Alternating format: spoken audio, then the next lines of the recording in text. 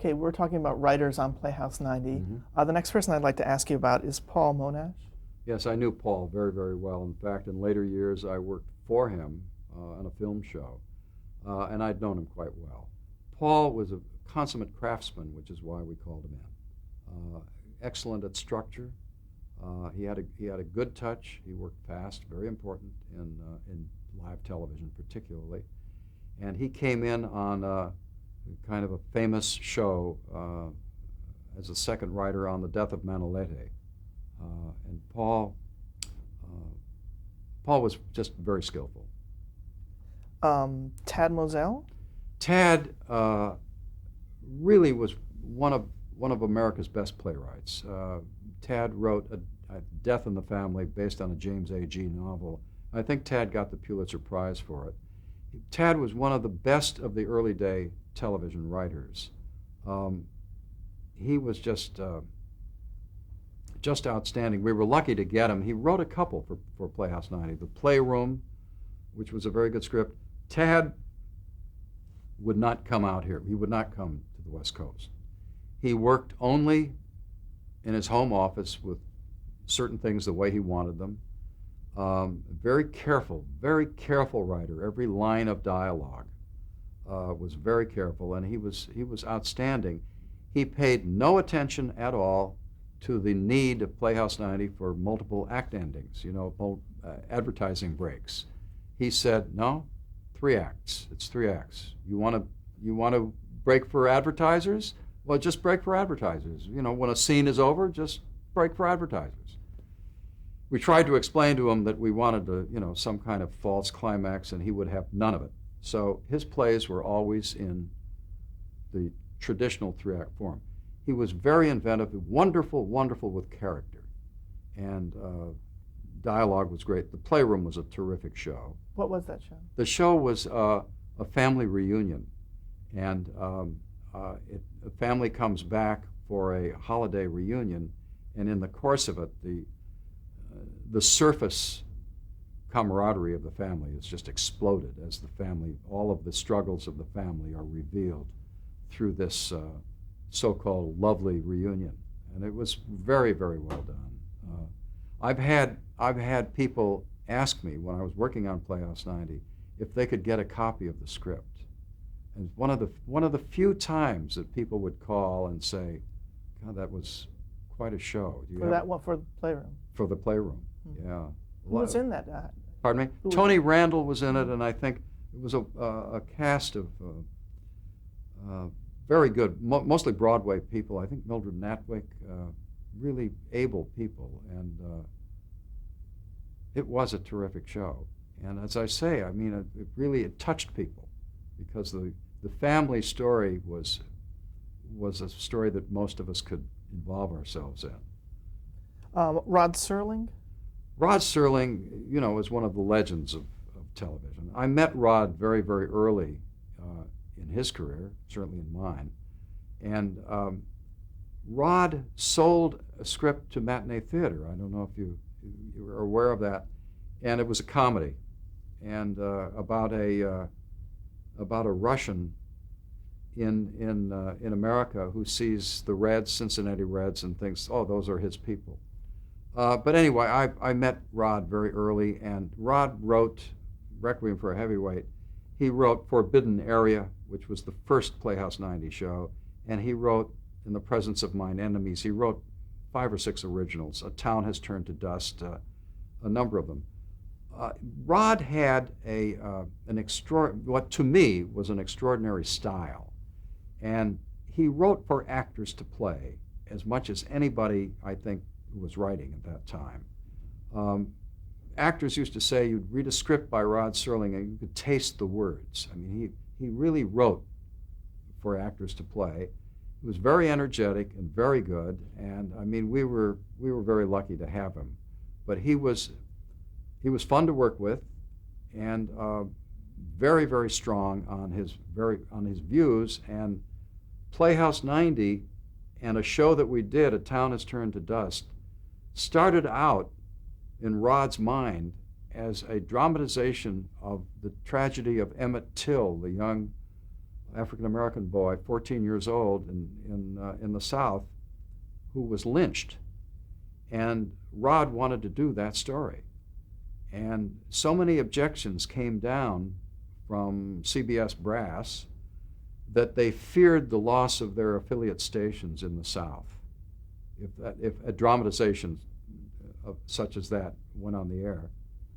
And Rod was in a position of making great changes in it. So the change became a town in the West during the Western days, and the victim of of gunplay and lynching was a Latino young man, and for some reason that was acceptable because Rod had to take the edge off a lot of the anger that was in the story. Did that upset him? Did you know specifically about that show? Yes.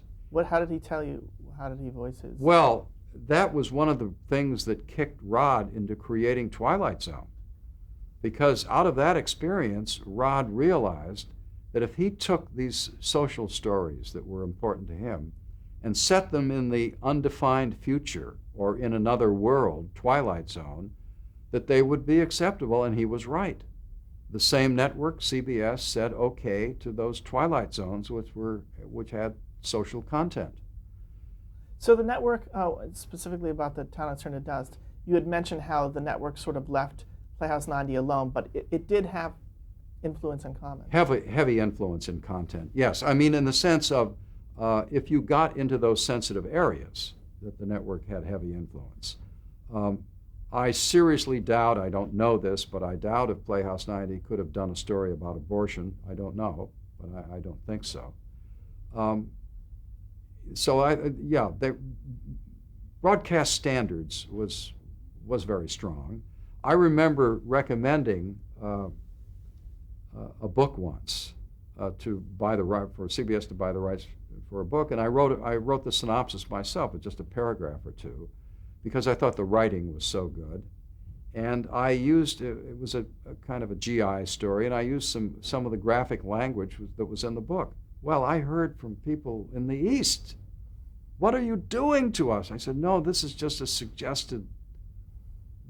story. I'm just giving you the tone of the story. Of course, this language, if we do it, wouldn't be used on the show." Well, that went on for a week. Martin was not happy with that. But what do you remember the book?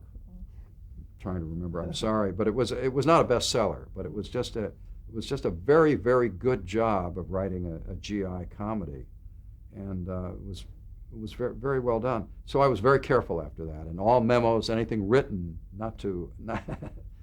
we weren't talking to each other as I thought we were, because every memo that you wrote, they thought would be distributed to the world. So I'd like to ask about David Shaw. David I know very well to this day, a very, very talented man. He was in the earliest days of television working as a story editor on the one-hour Philco Playhouse, and very, very talented. And David, well, first of all, he did a wonderful job of adapting his brother, Irwin Shaw's short story, The 80-Yard Run, with Paul Newman and Joanne Woodward, very young romantic leads at the time.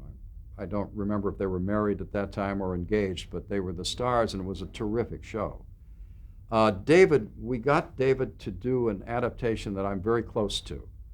I read a notice that Robert Graves had written a book called They Hanged My Saintly Billy.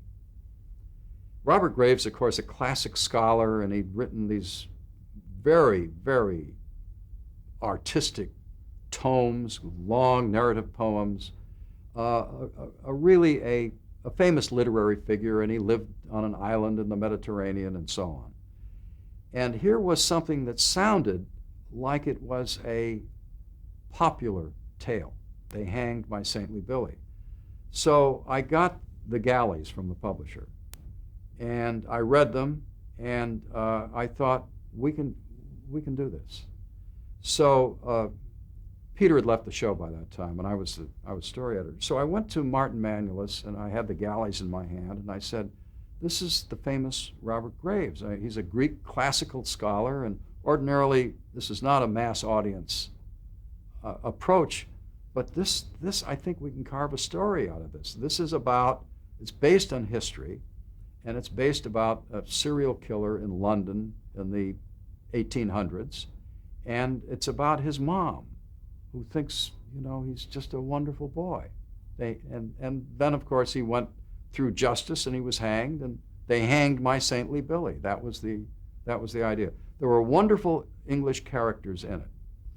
And so I talked it over, and we wanted David to do it. So David came out. He lived in New York, and Peter Kortner was on the show at that time. I'm sorry.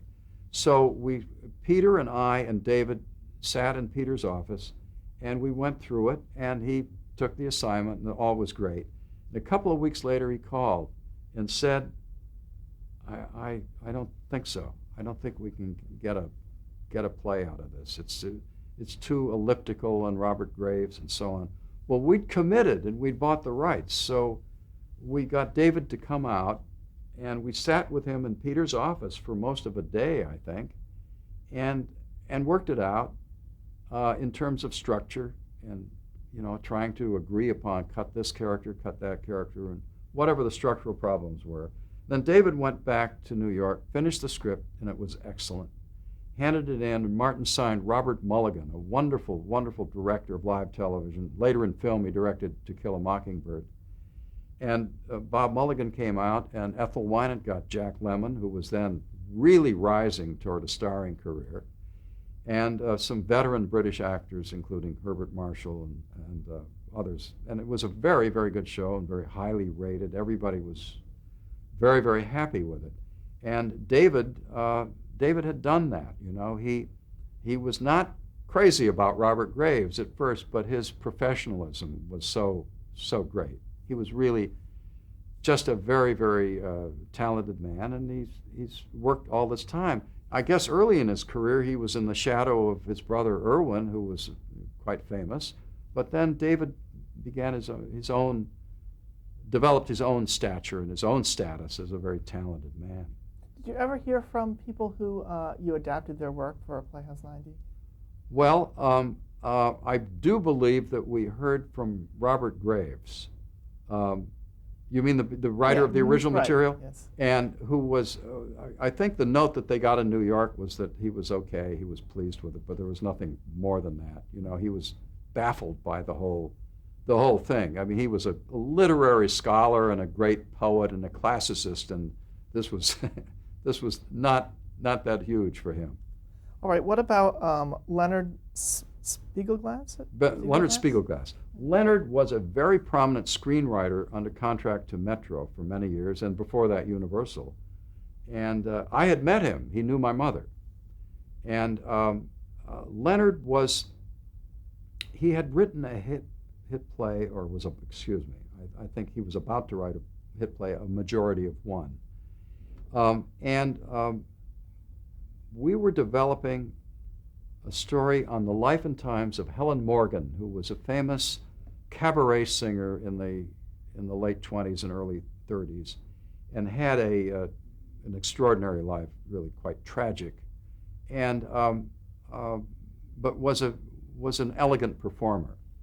And Martin called Leonard Spiegelglass in, and I was sitting in Martin's office with Peter Kortner. We were all together, and Martin said, you were around New York as a young man in the late 20s and the early 30s, Leonard. Did you ever meet Helen Morgan? And Leonard said, I knew her. Of course I knew her. I don't know that he ever did. Writers do that. And he said, of course I knew her. Of course I knew her. And Leonard immediately he was put on assignment and launched into the story of Helen Morgan. So he wrote his script, and Leonard wrote the script really of the time, of the language of the time, the slang of the time, and so on. The script did not go over very well. I don't think Martin was pleased with it because of that. George Roy Hill, a wonderful director, he directed film Butch Cassidy and the Sundance Kid, was going to direct it. George was a writer himself, and George received permission to make some changes, which really infuriated Leonard, because Leonard had a pretty good reputation. So this became the battle of the rehearsal hall and the studio and the fourth floor and the elevator and everything. Did you have to referee this, or? Well, yes, we all did. We all did. We had to take, Peter and I took Leonard aside and said, this is, you've got to face this. Every writer goes through this. And it's painful. It's very painful, but we can see rehearsal, and George Royhill is doing a terrific job, and this is going to be a very good show. Polly Bergen did a wonderful job. I mean, this was a musical. She sang live, I mean, it was quite a task, quite a job. What were the changes? I mean, what did George Royhill want, and what did Spielberg? I think essentially what it was to get rid of what appeared to George and us to be very corny in today's terms, but Leonard was deliberately writing for that era. Now, if you were to do F. Scott Fitzgerald now, it wouldn't come across as corny because you would hear that slang and you would think, oh yeah, that era. But with Leonard's script, I think it just sounded corny. Does dialogue? Yeah, dialogue problems. So Hill rewrote a lot of it? Hill rewrote a lot of it. Mm-hmm. And it was a very good show. I mean, it was a daring thing to do, music live in the middle of a dramatic story. So the next person I'd like to ask you about is Leonard Stevens. Is that someone? What about Robert Allen Arthur? Excuse me, Leonard, who did you have? Leonard Stevens? That's Leslie Stevens. Oh, okay. Excuse me, Leslie Stevens. Leslie Stevens was a terrific writer. He had written a play off Broadway called Bullfight and got very good reviews. I read the reviews. We needed somebody to come in on a revision, and I said, "Can we find out about this guy?" So we did find out about him and brought him out here, and he did a revision, and then he did another on another story. He was a consummate professional. He had been, as a young man, the principal assistant to a man named Laios Egri, who was a teacher of playwriting construction. And Leslie had been his principal assistant. So Leslie was very good in the area of construction. Leslie wrote Portrait of a Murderer, I think, which is a very good show based on some research that I was able to do with a prisoner who had been released from San Quentin. It had a Portrait of a Murderer, and it starred a great stage actress, Geraldine Page, and to everyone's surprise, Tab Hunter, who played the murderer, and he was very good in it. But Leslie was a very consummate pro. We needed him, we wanted him. Robert Allen Arthur? Robert Allen Arthur was very well known in the earliest days of television. He had written 3 or 4 excellent one-hour shows for Philco Playhouse. We wanted to get in touch with him in the first year of Playhouse 90, but he was tied up or something happened. We couldn't get in touch with him. So the second season we got in touch with him, and he did an original, it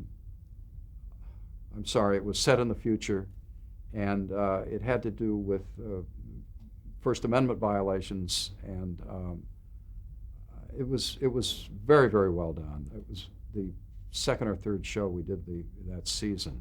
The sound of a different drummer. Thank you. Sound of a different drummer, and it was good. It was quite well done. He was a skilled man. He did 1 or 2 others later on after I'd left for Playhouse 90, but he was a very respected writer. Now, was it difficult for some of these writers to write for 90 minutes? Yes, it was difficult because, as I say, they had to subplot. I mean, they had to fill the 90 minutes. It couldn't just be what they were doing in the 1-hour form, which was frequently a perfect form for the classic 3-act structure, intimate, a few sets, perfect. But when you got to Playhouse 90, it wasn't sufficient. You had to, is actually more and more like a feature movie structure. You had to find the way to subplot to go other places within the context of the story. And what did a writer need to know to write for live television? Well, first of all, you had to know that you were dealing with limited moves, limited sets. You couldn't do the Civil War, you know. You could do it, but the Civil War took place off stage. You would be in somebody's home while the Civil War was going on.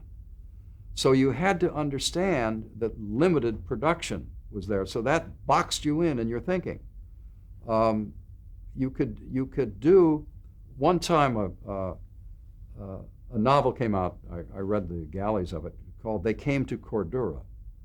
And it was a wonderful action tale of a guy in wartime whose job was to go investigate reports of heroism and write reports about them and then go back and then give a medal to this person or not.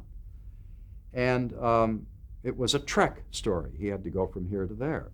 So I talked to Martin about it, and Martin said, "What are you doing? It's not a live show. We can't go out in the desert." And I said, "Well, we could do a court-martial. You know, we could do a trial." Because there were wonderful characters in it. So he said, "Okay, get in touch with the publisher." So I usually didn't do this, but I did it on this occasion. And the publisher was Bennett Cerf of Random House, and I wrote a very respectful telegram. Playhouse 90, we were a big hit then. Playhouse 90 is interested, and They Came to Cordura, and we would like to talk to you about the live television rights, and respectfully, and so on.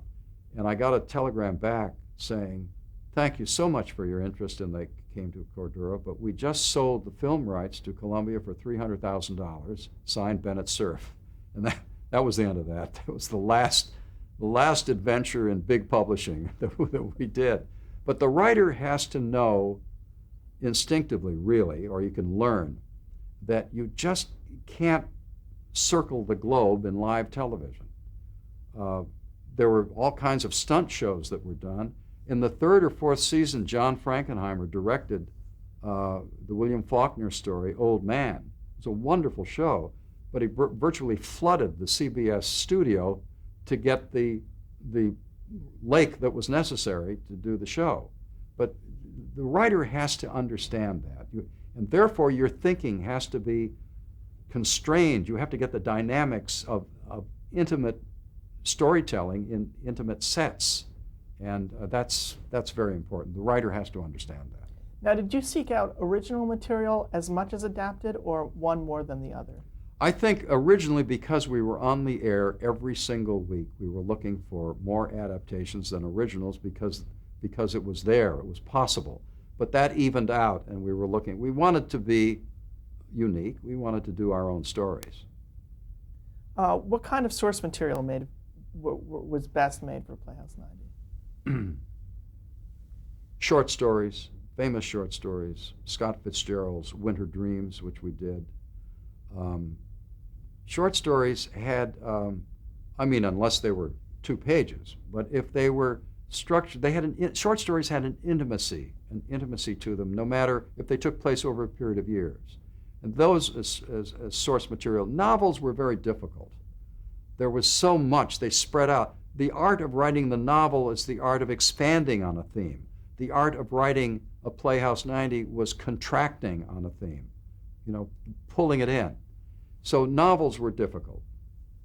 And when you based something on a real-life person, did that cause any kind of troubles? Yes, we had to get from the Jewish mayor of Dublin. We had to get his approval, and he had to give the rights to CBS to do that.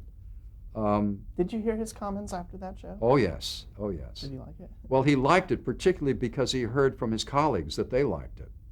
But when I had a meeting with him, he was a charming man, and he was a little baffled by all of this attention.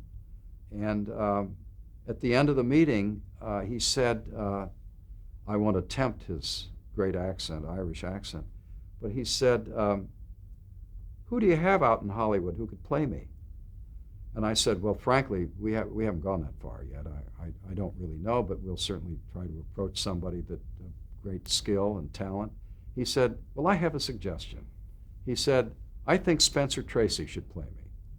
And I said, well, I'll pass that on to Mr. Manulis. Thank you very much. Of course, Spencer Tracy, being this huge star, was not about to do this. But we got the perfect actor, Art Carney, who in those days was just beginning to play dramatic roles because he was famous for playing with Jackie Gleason in The Honeymooners. And Art Carney, with his Irish background, played Robert Briscoe, and he was wonderful. Carney was wonderful in the part, so it worked. There was a show about Mussolini. Was there Oh any yes, difficulty they there? called it The Killers of Mussolini. CBS liked the word killers in the title. It was, yeah, I was very familiar with that one. This was the last days of Mussolini, the dictator, which was climaxed by news footage that we were able to get from CBS of Mussolini's body hanging from a parapet outside a gas station because he'd been hung, by his own people.